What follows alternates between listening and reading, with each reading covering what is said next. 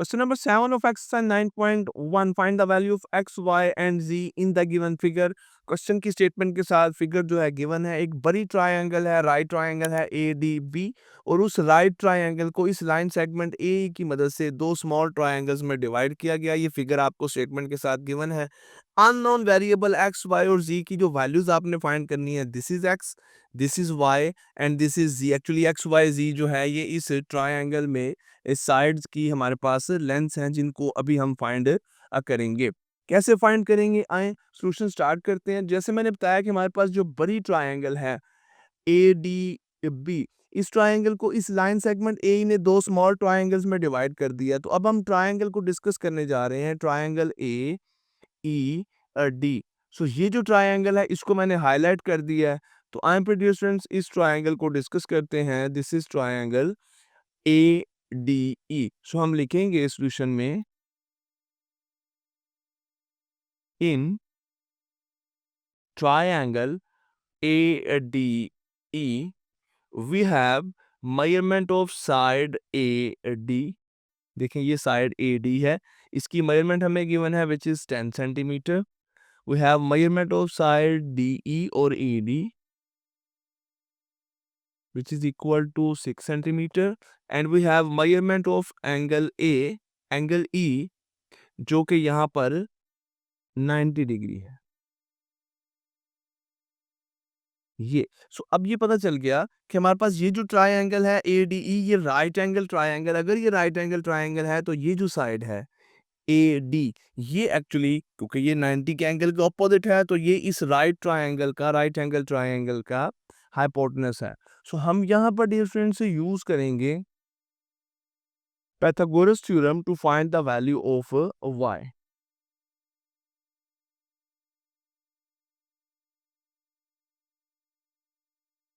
By Pythagoras theorem,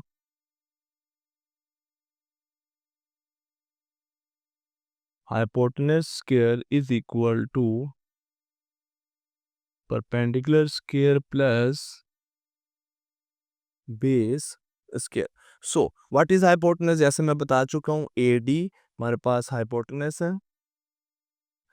अब इन दोनों साइड में से किसी एक को आप बेस ले लें, किसी एक को आप एज ए परपेंडिकुलर ले लें।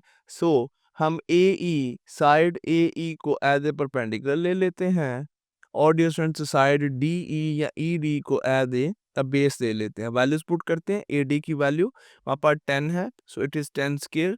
AE, दिस इज AE, और ये dear students unknown variable y है, इसका भी स्क्वायर ले लिया, और DE we have 6 square, so it is 100 y square plus 36।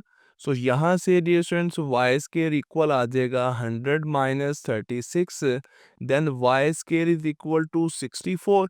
हमें y की वैल्यू चाहिए, बोथ साइड पर स्क्वायर रूट ले लेंगे, then we have y is equal to 8, और ये यूनिट डियर स्टूडेंट्स हमारे पास क्या है, सेंटीमीटर। एक अननोन वेरिएबल y की वैल्यू जो है वो हमने फाइंड कर ली, और इस वैल्यू को फाइंड करने में हमें हेल्प की है इस राइट एंगल ट्रायंगल AED ने। ये value y is equal to 8 centimetre हमने फाइंड कर ली है। क्योंकि अब हमें x और z की वैल्यू फाइंड करनी है, तो x और z जो है वो इस स्मॉलर ट्रायंगल में जो है वो लाई कर रहे हैं। तो अब हम इस सेकंड स्मॉलर ट्रायंगल में मूव कर जाते हैं। ये जो स्मॉलर ट्रायंगल है, ये आप देख सकते हैं, ये ट्रायंगल है AEB।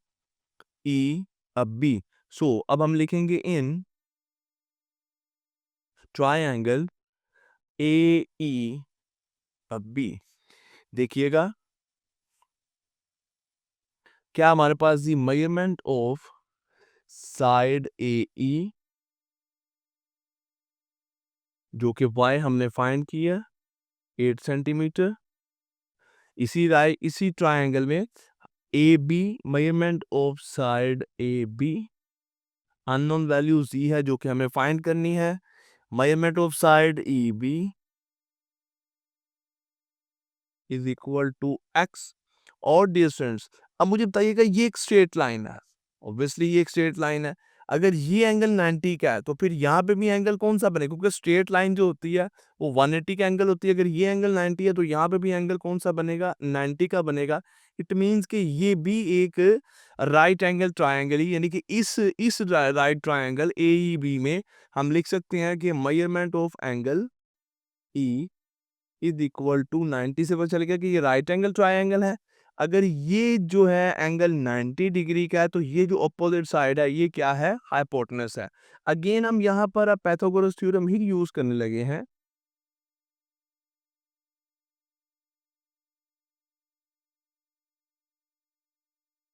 Bye Pythagoras theorem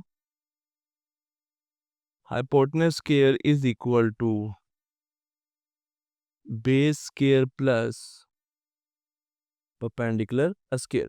So what is hypotenuse? Here is AB, side AB hypotenuse है। बेस किसी एक को बेस ले लें, किसी एक को डियर स्टूडेंट्स हम जो है वो एज ए परपेंडिकुलर ले लेते हैं। सो this is base EB plus perpendicular is AE। So AB Z है और Z का स्क्वायर आ गया। EB डियर स्टूडेंट्स हमारे पास X है, X का स्क्वायर आ गया। AE Y है और Y की वैल्यू हमारे पास है विच इज 8, अभी हमने रिसेंटली फाइंड किया। सो ये 8 का स्क्वायर आ गया। Now Z square is equal to x square plus 64। ये डियर स्टूडेंट्स जी स्क्वायर की हमारे पास एक वैल्यू आ गई है। अगर यहाँ से मैं जी की वैल्यू निकालना चाहूँ then z is equal to square root of x square plus 64, लेकिन हम इसको अभी ऐसे ही रहने देते हैं। ये जी की कोई जो है वो टेम्परेरी वैल्यू, आप इसको समझ लें। अब डियर स्टूडेंट्स हम मूव कर जाएंगे टूवर्ड्स द लार्जर जो हमारे पास ट्रायंगल थी, ये ट्रायंगल ADB, ये ट्रायंगल है। मैं यहाँ पे लिख देता हूँ ताकि आपको क्लियर हो जाए। नाउ इन ट्रायंगल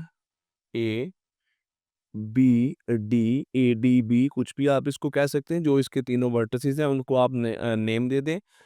अब यहाँ पर हमारे पास मेजरमेंट ऑफ एंगल A, ये जो वर्टेक्स A पे एंगल बन रहा है ये डिस्टेंस 90 डिग्री है, मीन ये राइट एंगल ट्रायंगल है। अब ये जो लाइन है ये लाइन सेगमेंट, इसको इग्नोर कर दें, ये हम बड़ी ट्रायंगल को डिस्कस कर रहे हैं ADB। यहाँ पर ये हाइपोटेनस है, दिस इज BD, ये हाइपोटेनस हमारे पास, तो हम लिखेंगे मेजरमेंट ऑफ BD जो कि हाइपोटेनस है दैट इज इक्वल टू क्या जी, ये BD कंप्लीट लेंथ कैसे बनेगी, ये पोर्शन जो है ये 6 है और ये जो पोर्शन है ये 8 है। सो 6 प्लस ये पोर्शन जो है ये x है, तो हमारे पास BD की लेंथ बनती है x प्लस 6 सेंटीमीटर। ये हाइपोटेनस को हमने डिस्कस कर लिया। ये परपेंडिकुलर अगर हम इसको लेते हैं AD, so measurement of AD is equal to 10 centimetre and measurement of AB is equal to Z centimetre. अब ये मत भूलिएगा कि y की वैल्यू हम फाइंड कर चुके हैं, जो कि हमारे पास क्या आई थी, 8 सेंटीमीटर आई थी, और z की एक टेम्परेरी वैल्यू हम जो है वो फाइंड कर चुके हैं, z square is equal to x square plus 64। ये दो बातें आपको याद हैं जो अभी प्रीवियस हम वर्किंग करके आए हैं। सो डियर स्टूडेंट्स आए, अब यहाँ पर हम अगेन पाइथागोरस थ्योरम जो है वो यूज करने लगे हैं।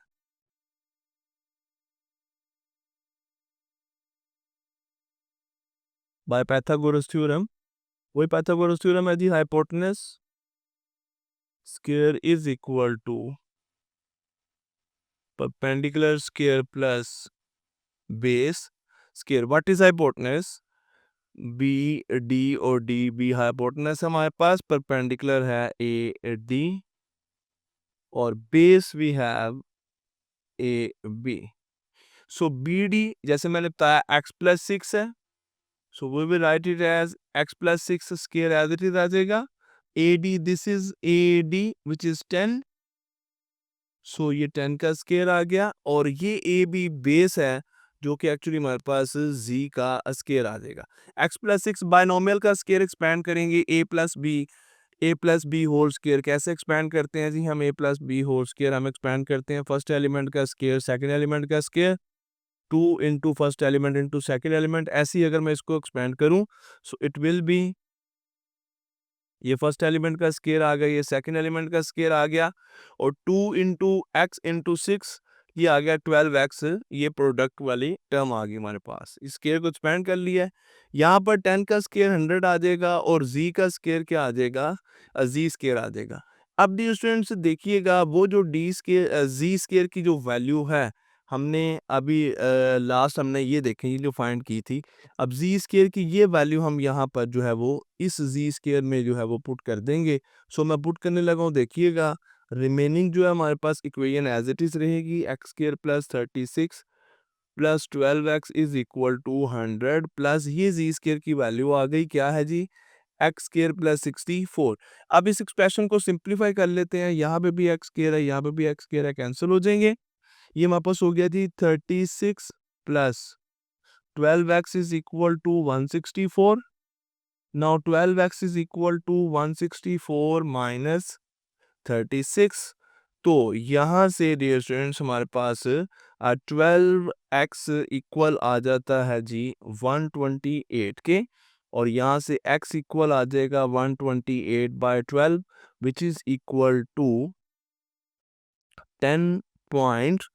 इट विल बी, इसको सिंप्लीफाई कर लेते हैं जी। ये देखिएगा ज़रा, अगर मैं इसको सिंप्लीफाई करूँ और 4 पे डिवाइड करते हैं जी 32/3, तो इसको जब हम डिवाइड करेंगे देन इट विल बी 10.666 और ये कंटिन्यू आएंगे। तो इसको हम फिर मिक्स फ्रैक्शन में लिख देते हैं 10/2/3। अब मिक्स फ्रैक्शन में कैसे लिख रहे हैं वो मुझे बताने की ज़रूरत नहीं है, आप ऐसे 32 को जो है वो डिवाइड कर सकते हैं 3 पे, इट विल बी 10, तो 30 आ जाएगा, ये रिमाइंडर 2 रह गया।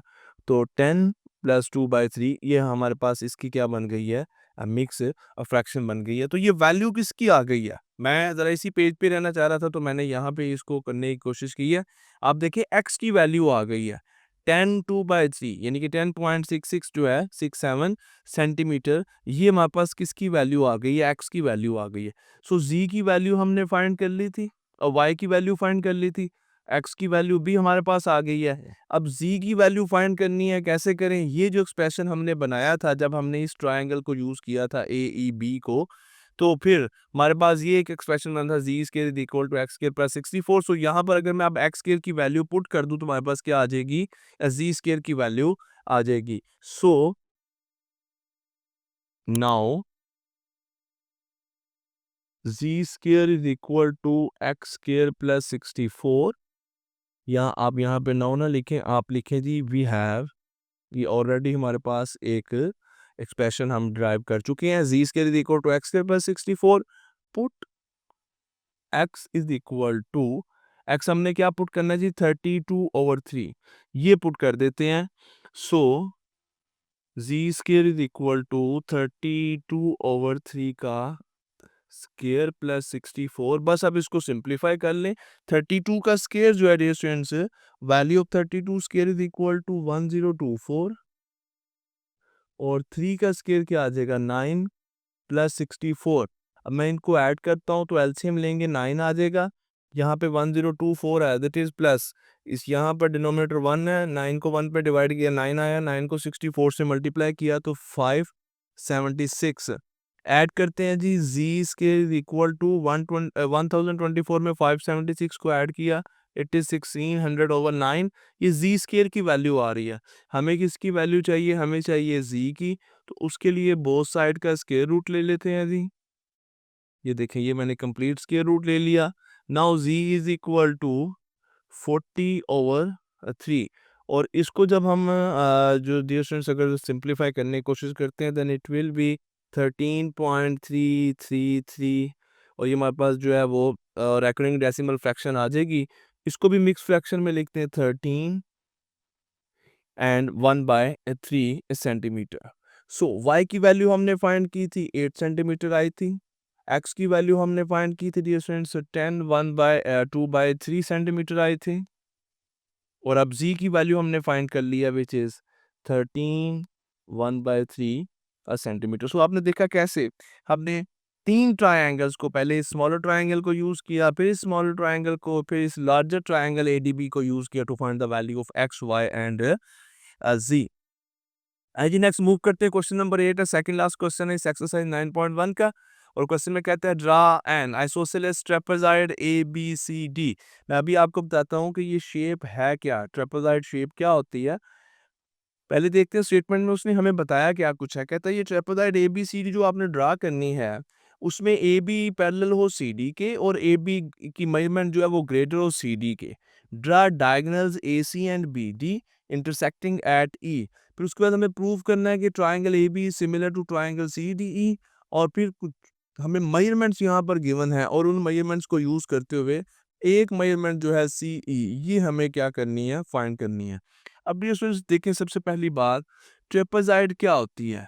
ट्रेपेजॉइड एक क्वाड्रिलेटरल है। क्वाड्रिलेटरल मीन ऐसी शेप जिसकी 4 साइड्स होंगी हमारे पास। एक बात, ऐसी क्वाड्रिलेटर जिसमें जस्ट 2 साइड्स जो है वो पैरेलल होती हैं और 2 साइड्स पैरेलल नहीं होती हैं। आप याद देखें डियर स्टूडेंट्स, जब हम क्वाड्रिलेटरल्स में अगर रेक्टेंगल ड्रा करें तो रेक्टेंगल में क्या होता है, opposite sides parallel, opposite sides equal. ये इसके पैरेलल, ये इसके पैरेलल। तो ये जो शेप हमारे पास बन रही है, ये डियर स्टूडेंट्स हमारे पास क्या बनती है, रेक्टेंगल बनती है। ये भी एक क्वाड्रिलेटरल है, स्क्वायर भी एक क्वाड्रिलेटरल है। अगर हम पैरेललोग्राम ड्रा करें दिस, ये भी एक क्वाड्रिलेटरल होती है। इसमें देखें ये और ये साइड पैरेलल है और ये साइड ऑपोजिट साइड्स क्या होती हैं, पैरेललोग्राम में भी पैरेलल होती हैं। ट्रेपेजॉइड में ये होता है कि जस्ट 2 साइड्स पैरेलल होती हैं और 2 साइड्स क्या होती हैं, अनपैरेलल। जैसे ये देखें, अगर मैं यहाँ पर डियर स्टूडेंट्स एक इस तरह की शेप जो है वो ड्रा करूं, this one and this one, अब क्या होगा, ये दोनों साइड्स पैरेलल हैं और अगर मैं इनको कुछ ऐसे ज्वाइन कर दूं, ऐसे, तो अब हमारे पास जो शेप बन रही है, ये इसमें ये और ये साइड पैरेलल है और ये दोनों साइड्स आप देख सकते हैं पैरेलल नहीं है। तो अब आपको समझ आ गया कि ट्रेपेजॉइड शेप क्या होती है। तो आए जी, अब मैं यहाँ पे ट्रेपेजॉइड शेप जो है वो डायरेक्टली ड्रा कर रहा हूँ। अभी तो मैंने आपको समझाया था। सो दिस इज द ट्रेपेजॉइड और इसको हम लेबल कर लेंगे जैसे कि हमें यहाँ पे स्टेटमेंट में बताया गया है, ABCD हमने लेबल कर लिया।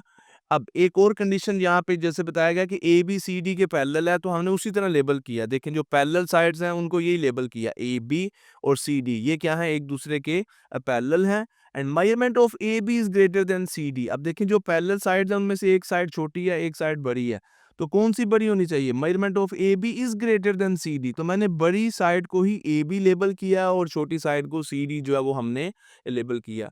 एक्चुअली हमें ये शेप जो है ये खुद ड्रा करनी है, ये इस क्वेश्चन की रिक्वायरमेंट है। सो इसीलिए मैं इतनी डिटेल में आपको समझा रहा हूँ कि आप कैसे पेपर में इस डायग्राम को ड्रा करेंगे और फिर लेबल आप इस तरह करेंगे कि क्वेश्चन की स्टेटमेंट की रिक्वायरमेंट जो है वो पूरी हो रही हो। तो यहाँ पे ये दोनों कंडीशंस फुलफिल हो रही हैं, ये दोनों साइड्स पैरेलल है और इनमें AB की मेजरमेंट जो है वो CD से ज्यादा है। सो this is the required trapezoid ABCD। Next हमें क्या करना है, ड्रा डायगोनल्स। अब डियर स्टूडेंट्स हमें यहाँ पर डायगोनल जो है वो ड्रा करना है, AC, ये देखेंगे एक डायगोनल AC है और दूसरा डायगोनल जब हम B को D से मिलाएंगे तो दूसरा सेकंड डायगोनल हमारे पास BD आ जाएगा। कहाँ पर इंटरसेक्ट कर रहे हैं एक दूसरे को, इस पॉइंट पे इंटरसेक्ट कर रहे हो, इस पॉइंट को हमें लेबल करना है एज पॉइंट E। तो अब मुझे बताएं, यहाँ तक जो चीज़ें हमने ड्रा करनी थी वो हमने एज पर स्टेटमेंट जो इन्फॉर्मेशन गिवन थी उसके मुताबिक हमने अपनी ट्रेपेजॉइड को क्या कर लिया, ड्रा कर लिया है। तो अब डियर स्टूडेंट्स आगे हम मूव करेंगे क्वेश्चन के सेकंड पार्ट की जानिब, जहाँ पर हमें अब प्रूव करना है। क्या प्रूव करना है, यहाँ तक हम काम कर चुके हैं। सो अब हमें प्रूव करना है triangle ABE is similar to triangle CDE. Where is triangle ABE? चलिए जी मैं हाईलाइट कर देता हूँ इन दोनों ट्रायंगल्स को कि ये जो ट्रायंगल है ABE और ये जो ट्रायंगल है CDE, जिनको मैंने हाईलाइट किया है, ये ट्रायंगल्स सिमिलर हैं। कैसे हैं, आई डियर फ्रेंड्स, अब इनको हमें प्रूव करने के लिए सिमिलरिटी ऑफ पॉलीगॉन्स के जो केसेस हमने डिस्कस किए हुए हैं उनको जहन में रखना होगा। सो हम लिखते हैं जी, in triangle ABE and triangle C D E. अब इन दोनों ट्रायंगल्स में देखें, यहाँ पर ये जो एंगल बन रहा है एक्चुअली जो कि वर्टेक्स ई है, इस वर्टेक्स ई पे जो एंगल इस ट्रायंगल में बन रहा है वो है एंगल ए ई बी। मैं लिखूंगा जी measurement of angle A E B. और इस ट्रायंगल में इसी वर्टेक्स ई पे जो एंगल बन रहा है उसको हम डी ई सी कह सकते हैं या सी ई डी कह सकते हैं। Measurement of angle D E C, ये एक कंग्रुएंट है, ये इक्वल है। हमें इनकी रीजन बतानी पड़ेगी। रीजन क्या है कि ये ऑपोजिट एंगल है, ये ऑपोजिट एंगल्स हैं। ज्योमेट्री के रूल्स के मुताबिक ज्योमेट्री में डियर स्टूडेंट्स ऑपोजिट एंगल्स क्या होते हैं, इक्वल होते हैं। अच्छा, फिर इस ट्रायंगल ए बी ई, ये ए बी ई में ये जो एंगल है जो कि वर्टेक्स ए पे बन रहा है, मैं इसको लिख देता हूँ जी measurement of angle A is equal to इस ट्रायंगल का ये जो एंगल है C, measurement of angle C. अब रीजन क्या है यहाँ पर, तो डियर स्टूडेंट्स ये हमारे पास अल्टरनेट इंटीरियर एंगल है। अल्टरनेट इंटीरियर एंगल ये क्या होते हैं? अब जिन स्टूडेंट्स को नहीं पता मैं बताऊंगा अभी आप लोगों को। ये देखें, ये दो लाइंस हैं और दोनों क्या हैं, पैरेलल हैं। इनको ये एक लाइन इस तरह इंटरसेक्ट कर रही है। तो अब डियर स्टूडेंट्स ये जो एंगल बन रहा है ये और ये दोनों एंगल्स कहलाते हैं अल्टरनेट इंटीरियर एंगल्स। और ये अल्टरनेट इंटीरियर एंगल्स क्या होते हैं, इक्वल होते हैं। सो इसलिए अब हम ये नहीं देख रहे कि ये ट्रायंगल तो हैं, बट ये देखें क्या ये सी डी और ए बी पैरेलल नहीं है, बिल्कुल ये पैरेलल है और इनको ये लाइन इंटरसेक्ट कर रही है। तो ये जो दो एंगल्स बन रहे हैं ये अल्टरनेट इंटीरियर एंगल्स हैं, इसलिए ये क्या है, इक्वल है। अब इस ट्रायंगल में again triangle A B E में ये जो एंगल है angle B, measurement of angle B, ये इक्वल है इस second triangle C E D के एंगल डी की मेजरमेंट के इक्वल है। और इसकी रीजन भी डियर स्टूडेंट्स हमारे पास यही है, अल्टरनेट इंटीरियर एंगल्स, क्योंकि अगेन ये आप देखें पैरेलल लाइंस है और ये डायगोनल जो है ये इनको इंटरसेक्ट कर रहा है। तो ये अल्टरनेट इंटीरियर एंगल्स क्या होंगे, इक्वल होंगे। अब हुआ क्या है, हमने दोनों ट्रायंगल्स में जब क्रॉसपोंडिंग एंगल्स को देखा तो क्रॉसपोंडिंग एंगल्स क्या आ गए हैं, इक्वल आ गए हैं। तो अब आपको ये बताना जो है वो dear students I don't think कि आपको ज़रूरत है, लेकिन फिर भी बता देता हूँ आपको कि जब हम दो ट्रायंगल्स में क्रॉसपोंडिंग एंगल्स देखें और वो इक्वल हो तो इट मीन्स कि वो ट्रायंगल्स क्या होंगी, सिमिलर होंगी। मैं यहाँ पे लिख भी देता हूँ as corresponding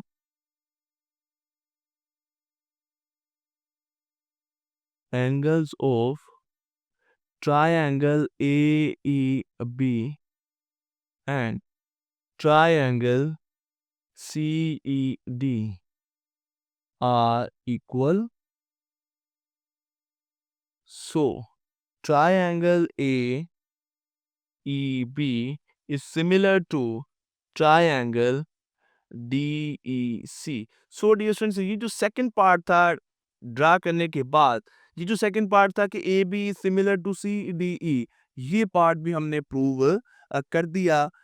So, next move करते हैं towards the third part. If measurement of AB is this, CD is this, A is this, find the length of CE. So, अब dear students क्योंकि ये दोनों ट्रायंगल सिमिलर हो गई हैं तो अब इनकी तीन साइड्स की मेजरमेंट हमें बता दी गई हैं और एक साइड की मेजरमेंट हमें फाइंड करनी होगी। तो जब ट्रायंगल सिमिलर है तो फिर अब डियर स्टूडेंट्स हम जानते हैं कि सिमिलर फिगर्स के लिए करस्पॉन्डिंग साइड्स की रेशोज क्या होती हैं, इक्वल होती हैं। तो अब जब हम अपना सॉल्यूशन स्टार्ट करेंगे इस थर्ड पार्ट के लिए तो हम लिखेंगे as triangle A B E is similar to triangle C D E. So अब इनकी मैं करस्पॉन्डिंग साइड्स की रेशो जो है वो लेने लगा हूँ। इस ट्रायंगल ए बी ई की मैं साइड लेने लगा हूँ A B, A B, this is A B, measurement of A B और इसकी मैं रेशो लूंगा सेकंड ट्रायंगल की करस्पॉन्डिंग साइड क्या बनती है, C D, measurement of C D is equal to, अब यहाँ पर हम लेंगे जी ये साइड, इस ट्रायंगल की ये साइड लेंगे ई, ए ई, मेजरमेंट ऑफ साइड ए ई और इसकी रेशो लेंगे अदर ट्रायंगल की कॉरस्पॉन्डिंग साइड ईसी के साथ। Measurement of side EC. अच्छा, बात ये है कि मैंने ये ए बी और इसकी कॉरस्पॉन्डिंग साइड ये और इसकी कॉरस्पॉन्डिंग साइड यही क्यों लिखा है? मैंने ये 2 साइड्स क्यों नहीं लिखी? क्योंकि आप देखिए जो मेज़रमेंट हमें गिवन है वो है ए, बी, सी, डी, ए, ई और सी, ई हमें फाइंड करना है। सो जिन साइड्स को यहाँ पर स्टेटमेंट में मेंशन किया गया, मैंने उन्हीं साइड्स की जो रेशियोज़ हैं वो इक्वल लिखी हैं। वैसे आप जानते हैं कि जो थर्ड साइड्स है, ये जो साइड इसकी बनती है डी, ई और ई, बी, इनकी रेशियो भी यहाँ पर क्या आएगी? इनके इक्वल ही आएगी, बट उनकी रेशियो हमें यहाँ पर डिस्कस करने की ज़रूरत नहीं है। आइए जी, अब इसमें वैल्यूज़ पुट करते हैं। ए बी की वैल्यू क्या है? 8 सेंटीमीटर। यही कांसेप्ट तो थ्रू आउट द एक्सरसाइज हमने यूज़ किया था स्टार्ट के क्वेश्चंस में। हाँ, जब क्वेश्चन नंबर 7 में अभी प्रीवियस क्वेश्चन में आपने देखा या यहाँ पे भी, अब हम जो है वो थोड़ा-सा जो एक्चुअली कुछ ड्रा किए हमने शेप और पाइथागोरस थ्योरम वगैरह के यूज़ में पड़ गए, लेकिन मेन थीम इस एक्सरसाइज का यही है कि सिमिलर फिगर्स हों, सिमिलर ट्रायंगल्स हों, तो उनके कॉरस्पॉन्डिंग साइड्स की रेशियो क्या होती है? इक्वल होती है। ए बी की मेज़रमेंट 8 है, सी डी की मेज़रमेंट डियर स्टूडेंट्स 4 सेंटीमीटर है। ए ई की मेज़रमेंट गिवन है 3 सेंटीमीटर।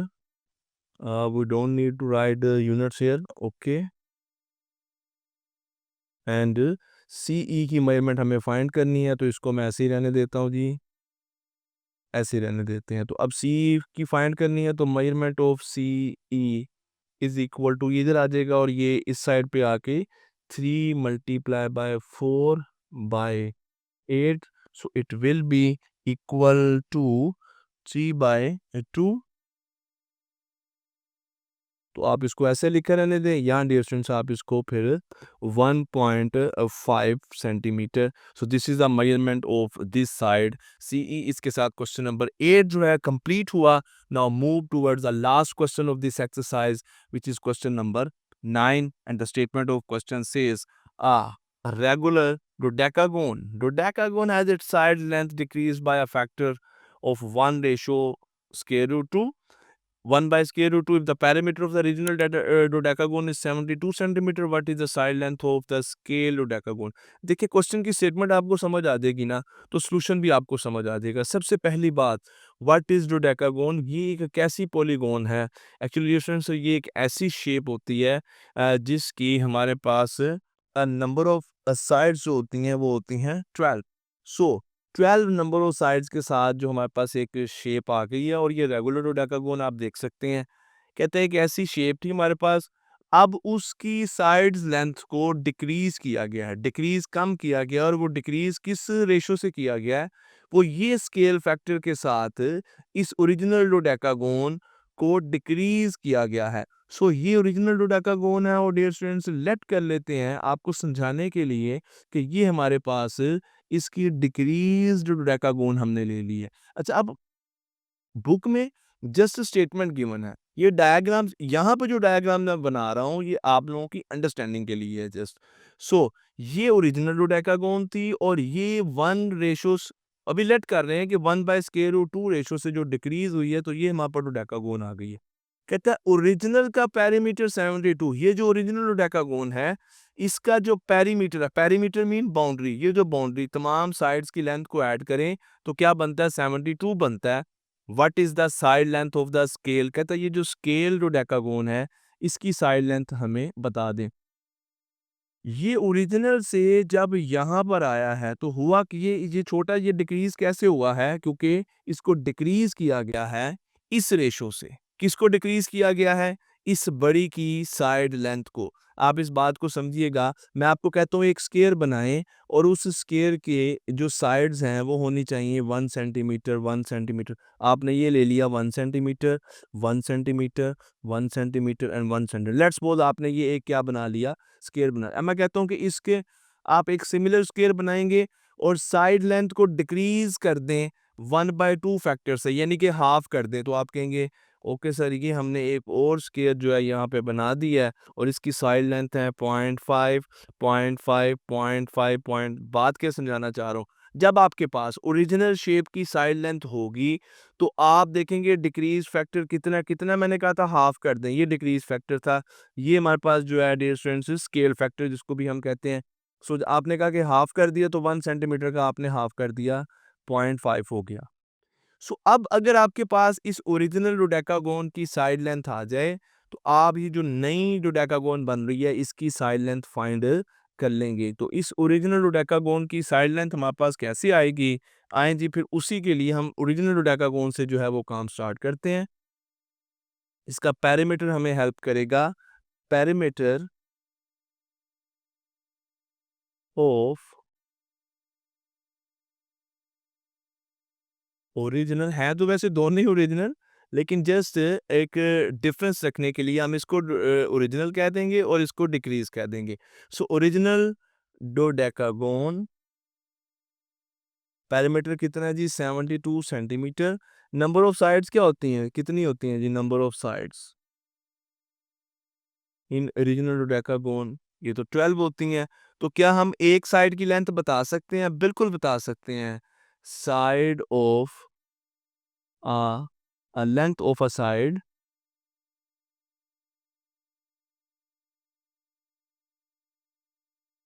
ऑफ ओरिजिनल डोडेकागोन कैसे बताएंगे जी? Perimeter divided by number of sides, तो ये हमारे पास आ गया 6 सेंटीमीटर। अब आपके पास ओरिजिनल डोडेकागोन की साइड की लेंथ आ गई है, ये है 6 centimetre, this is 6 centimetre, this is 6 centimetre, ये भी 6 है, ये भी 6 है, ये भी 6 है, और ये क्योंकि 12 साइड्स हैं, 12 हैं, तो 6 इनको आप जब 12 टाइम ऐड करेंगे इट विल बी पेरीमीटर, इसकी बाउंड्री की मेजरमेंट क्या आ जाती है? 72 आ जाती है। अब मैं अगर आपको कहूँ कि इसको 1/2 के स्केल फैक्टर से इसको डिक्रीज करें इस लेंथ को, तो आप कहेंगे सर इट्स वेरी इजी। कैसे? साइड या लेंथ लिखते हैं जी, लेंथ ऑफ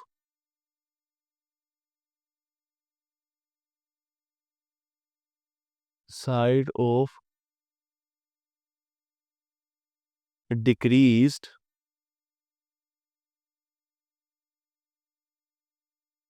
डोडेकागोन। अच्छा, जैसे ये 6 है, मैं अगर आपको कहूँ कि नई डोडेकागोन बनाएँ जहाँ पे इस साइड की लेंथ को डिक्रीज़ कर दें हाफ, 1/2 हाफ कर दें, तो आप 6 से क्या कर देंगे? 3 कर देंगे। अगर मैं कहूँ 1/4 कर दें, फिर आप क्या? एक्चुअली जो स्केल फैक्टर है उसको मल्टीप्लाई करते हैं। जब मैं 1/2 कह रहा हूँ तो आप एक्चुअली 6 को 1/2 से मल्टीप्लाई कर रहे हैं, तो तब आपके पास जब रिज़ल्ट आता है 3, तो आप इसको 3 ले लेते हैं। अब हमारे पास स्केल फैक्टर क्या है? वो स्केल फैक्टर है 1/√2। तो अब हम इस 6 को मल्टीप्लाई कर देंगे 1/√2 से, तो हमारे पास डिक्रीज डोडेकागोन की एक साइड की लेंथ आ जाएगी। सो ये बन गया जी 6/√2। इसको रैशनलाइज कर लेते हैं। यहाँ पर जी √2 से मल्टीप्लाई √2 से डिवाइड किया, 6 into √2/2 which is equal to 3 into √2 centimetre.